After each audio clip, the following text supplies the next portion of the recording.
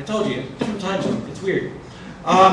Peter Kropotkin was a 19th and early 20th century naturalist who is most well known because of his rather optimistic view of the world, that he saw the planet in rather different light than many of the naturalists of that time, and that what he tended to emphasize was cooperation, that what he saw when he looked at different environments was that when you look at the species that thrive, they are the cooperative ones. Part of the reason for this difference is that Kropotkin did most of his research in places like Siberia, in the Arctic, where it's kind of cold and chilly, and the environment tends to be a rather more pervasive and oppressive force in an organism's life. As he points out here, what that meant is, when you looked at them, the animal species in which individual struggle has been reduced, where that competition and struggle for existence has been reduced to its narrowest, then the practice of mutual aid, cooperation, has attained the greatest development, are invariably the most numerous, the most prosperous, and the most open to future progress. But as I mentioned earlier, yes, competition hones, it refines, it makes it more efficient. But it's cooperativity that really opens the door to a lot of innovation.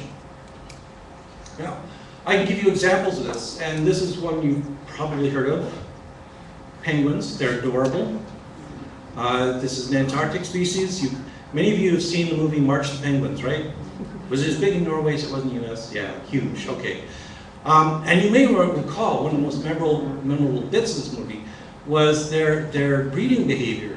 That what you find is in the middle of winter, what the male penguins do is they march out to these godforsaken, well, the entire planet's godforsaken, but yeah, you know what I mean, really awful, barren, frigid places where there are horrible Antarctic storms blowing in, and it's a painful struggle for survival that exists there. And they're out there with the eggs balanced on their feet, which is cute, where they're keeping them warm. And what they do is they huddle.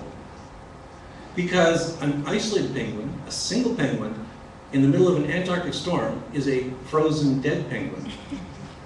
But if you gather in a group, what you can do is you can benefit from the metabolic processes of the entire group, and you're all keeping warm. And when you watch these groups, they do this wonderful ripply shuttling where the ones on the outside will sit there and they'll be kind of cold on that, that side facing the open air, and they'll work their way inside to warm up. And so the entire group sort of shuffles around, where everybody spends a little time on the outside where it's a little bit frigid, but also everyone spends a fair amount of time in the middle where it's nice and warm and toasty, and you can survive this storm just because of the cooperation of your buddies, which is a beautiful example of how cooperation works to enhance survival. So this is a good thing. Cooperation is how we make it. Some of you may have also seen this recent news report about chimpanzees. It was just recently published, this marvelous study where what they did is they gave chimpanzees a little psychological test, and it was a very simple one. What you've got is two chimpanzees in cages. They can see each other, they can communicate with each other, but they can't share anything across the cage walls with each other. And then you give one chimpanzee all the power. What you do is you give that chimpanzee a bucket of chips, and the chips can be exchanged with the experimenter for a food reward. The chimpanzee pushes a chip out through a slot, the experimenter will give them a reward of food. And there's two kinds of chips. One kind, if you give it out, then just the chimpanzee in power gets the food reward, and his neighbor gets to suffer and go hungry. And the other kind of chip gives the chimpanzee in power food, and also gives the chimpanzee next door some food.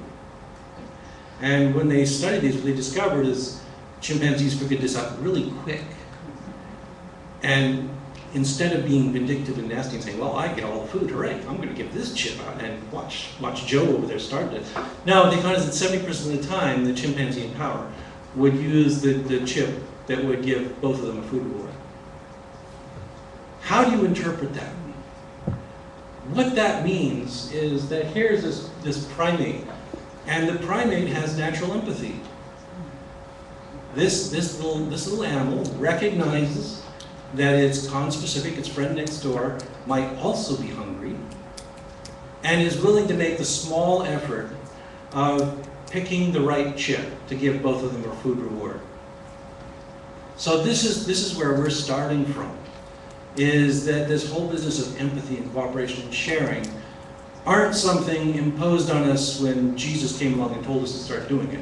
It was there long, long before that. This is an animal behavior. It's part of our biological makeup. And then, of course, we've got human beings. And what have human beings done? Well, they've gone on and they've done amazing things, things like agriculture. I just love this picture because it portrays it as such an idyllic sort of situation where, yeah, everyone's happy, everyone's getting along just fine, and they're all benefiting from this. And this is true, that this is a case where, cows and goats and sheep and dogs and cats, these are other species that have benefited from our cooperation, that we have elevated them. We have increased their numbers beyond what they would be in natural populations. So agriculture is another case where it's been a whole group of organisms that have benefited from this. There have also been other organisms that have not benefited. Witness my mention of Midwestern fields, which have gone from diverse species to nothing but corn and soybeans nowadays. But there's potential here that if we only appreciated what we have around us, you could imagine lots and lots of growth of cooperativity.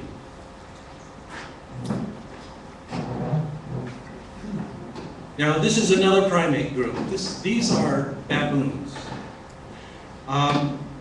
Baboons, if any of you are familiar with them, they don't have the most pleasant reputations. They're pretty hard-assed group of organisms. They're pretty tough and ornery. You do not want to cross a baboon troop. But again, like those penguins, a baboon all by itself is a dead baboon. It's not going to survive an environment with lions. But a troop of baboons is a force to be reckoned with. And what we can see in our evolutionary history, and the history of primates in general, is that our particular clade, our group of organisms, have benefited a great deal from recognizing that working together can help us win out. So what you find when you look at baboon troops is they typically exist in troops of 50 to 250 individuals. And that's more than enough to do well in their environment. That's a really good little group that are going to thrive and persevere against predation and do very, very well. Now, what about humans, though? Humans have taken this trend far beyond what baboons can do. If you look at modern humans, we are in groups where, for instance, in the United States, we're talking about a troop.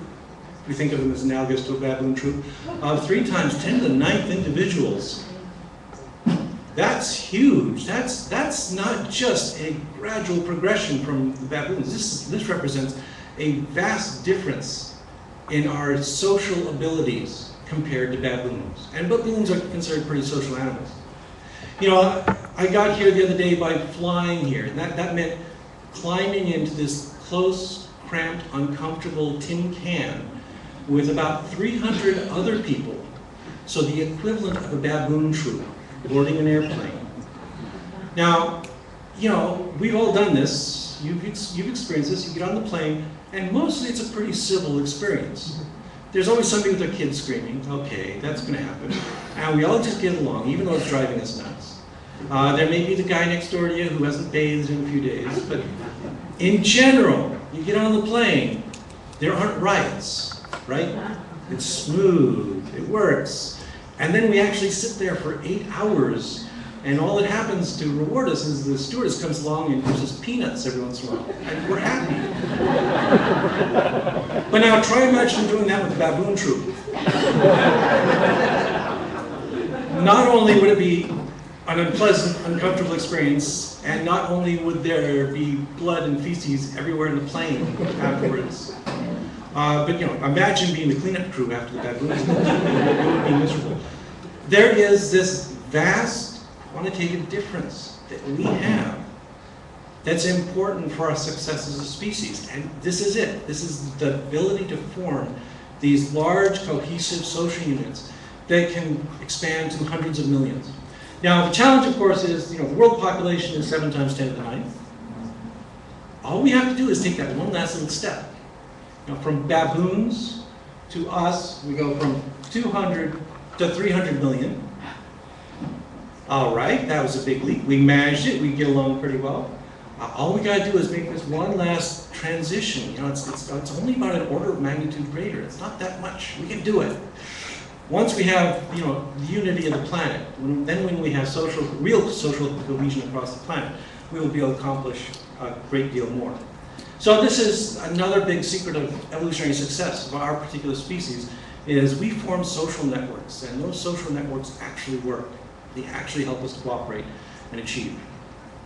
So in summary then, what I've been talking about so far, I've made these points. So, make love, not war.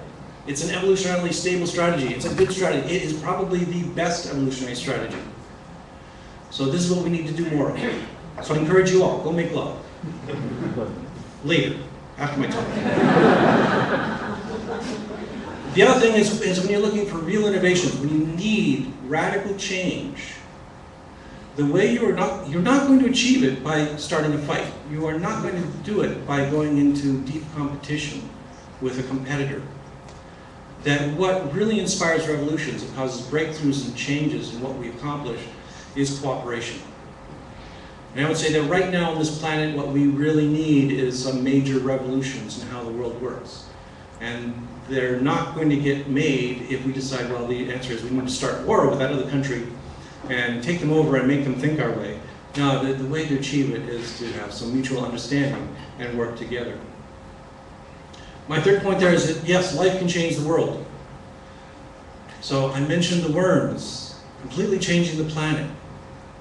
I could have mentioned the bacteria, the algae that are busy producing oxygen, completely change the atmosphere. That throughout the history of this planet, what we see constantly is life stepping in and making changes. And that includes us. That we have made some radical changes in the planet. Diversity is richer than uniformity.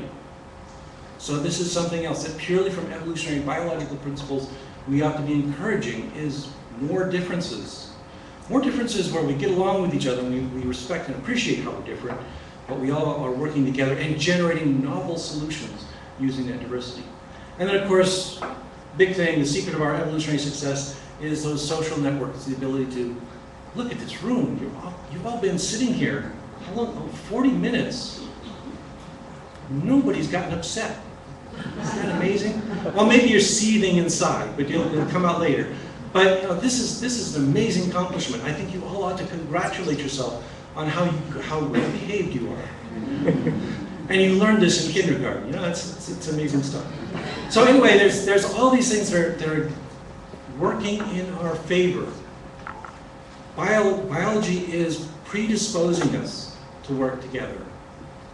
Now, unfortunately, I got to end on a little bit of a downer, because I do want to mention a few things that should scare us, that should terrify us, and that should worry us quite a bit. Is that, yeah, we're good at cooperating, but we're also really good at cooperating to do terribly destructive things. I mentioned that we're in these units, these social units that can be hundreds of millions, or in the case of China, billions big. And what we often seem to do is take this great power that we have as communities and turn them on each other in things like war and economic competition. And that's a danger. That's a worry.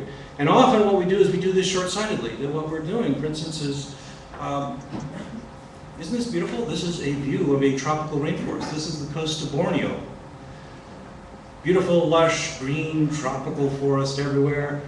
Except you can't see it very well because see all that white stuff? Those are plumes of smoke where people are sitting there burning the forest to the ground in order to prepare for agriculture. So we're spewing this stuff into the air, we're destroying the stuff on the ground, all in the name of short-term exploitation. That yes, this is the quick way to profit. Another example, maybe even more relevant to Norway, this is a big problem we've got right now, is when you look at fisheries, fisheries are going away. When you look at the numbers, catches are dropping, sizes of prey are dropping, and it's dropping at a catastrophic rate where we can look at the graphs and we can say, oh, that intersects 0 with them in my lifetime. It's going down that fast. The other thing that's happening is when we look at these trends, this is something called fishing down the trophic webs. That here I mentioned these nice little trophic webs where we've got some species on top, others at the bottom, but they're all an important part of the ecosystem When you look at the ocean, what you find is, yeah, there's krill down at the bottom.